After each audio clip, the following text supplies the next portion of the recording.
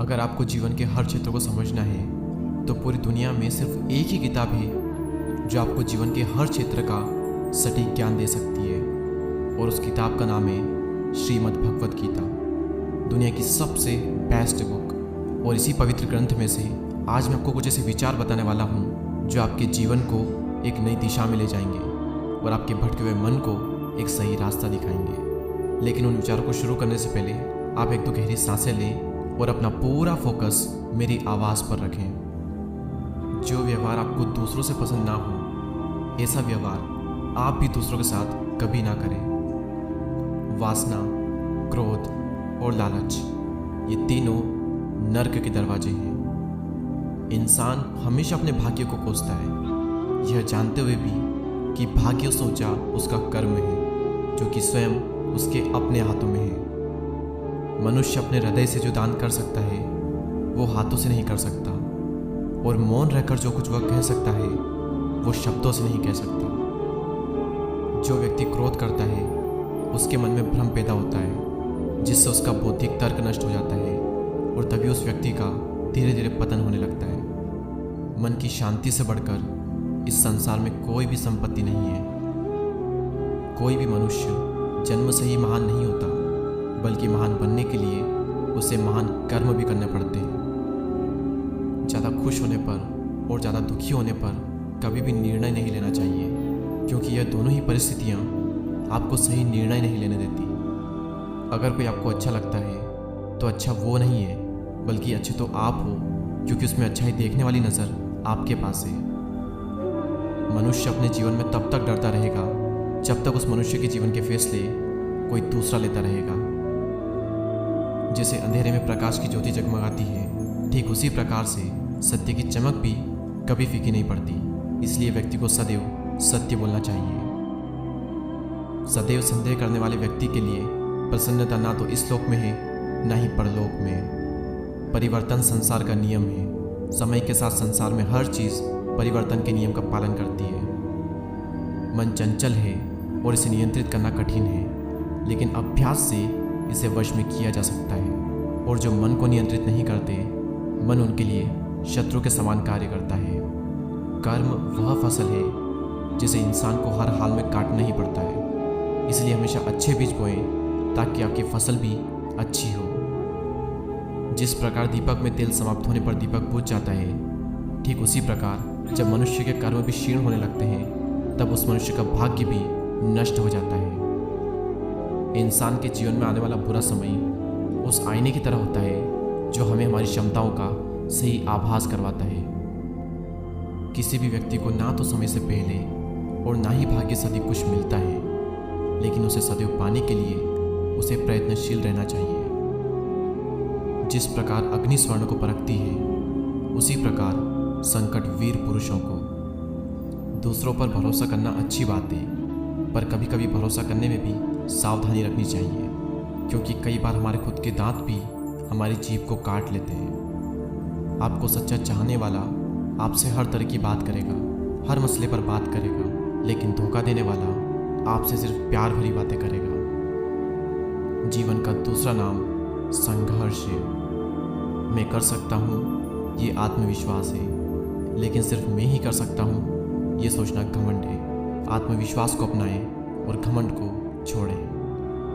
कौन क्या कह रहा है और क्यों कह रहा है, इन सब से आप जितना दूर रहेंगे, जीवन में आप उतना ही खुश रहेंगे। अगर आप अपनी गलतियों से कुछ सीखते हो तो गलतियाँ सीढ़ियाँ बनती है, और अगर नहीं सीखते हो तो गलतियाँ सागर बनती है। फैसला आपका है कि आपको चढ़ना है या फिर डूबना है। गीता में लिखा है कि जब इंसान की ज़रूरत बदल जाती है तब उस इंसान के बात करने का तरीका भी बदल जाता है। मनुष्य अपने विश्वास से निर्मित होता है। जैसा वह विश्वास करता है वैसा ही वह बन जाता है।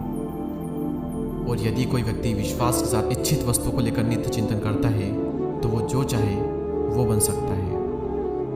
जीवन में सफलता का ताला दो चाबियों से खुलता है, एक कठिन परिश्रम और दूसरा दृढ़ संकल्प। जब इंसान अपने काम में आनंद खोज लेता है तब वो पूर्णता प्राप्त कर लेता है। मनुष्य को इस बात का घमंड कभी भी नहीं होना चाहिए कि उसे जीवन में किसी की भी आवश्यकता नहीं पड़ेगी और इस बात की गलतफहमी भी नहीं होनी चाहिए कि उसकी ज़रूरत हर किसी को होगी। अगर आपको जीवन में कभी झुकना है तो किसी की विनम्रता के आगे झुकें, लेकिन किसी की शक्ति के आगे, रूप के आगे और धन के आगे कभी मत झुकना। जो बीत गया उस पर दुख क्यों करना, जो है उस पर अहंकार क्यों करना और जो आने वाला है उस पर मोह क्यों करना।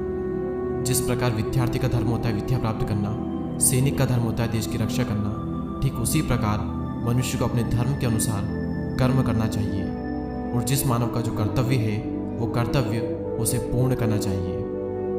अपने ज़रूरी कामों को पूरा करो, क्योंकि वास्तव में काम करना कुछ न करने से कई गुना बेहतर है। वक्त से पहले मिली चीज़ें अपना मूल्य खो देती है और वक्त के बाद मिली चीज़ें अपना महत्व। इसीलिए समय की कदर करें और अपने काम को समय पर करने की कोशिश करें। जीवन का आनंद ना तो भूतकाल में है और ना ही भविष्य काल में, बल्कि जीवन का आनंद तो बस वर्तमान में जीने में है। सही कर्म वह नहीं है जिसके परिणाम हमेशा सही हो, बल्कि सही कर्म तो वह है जिसका उपदेश कभी भी गलत ना हो।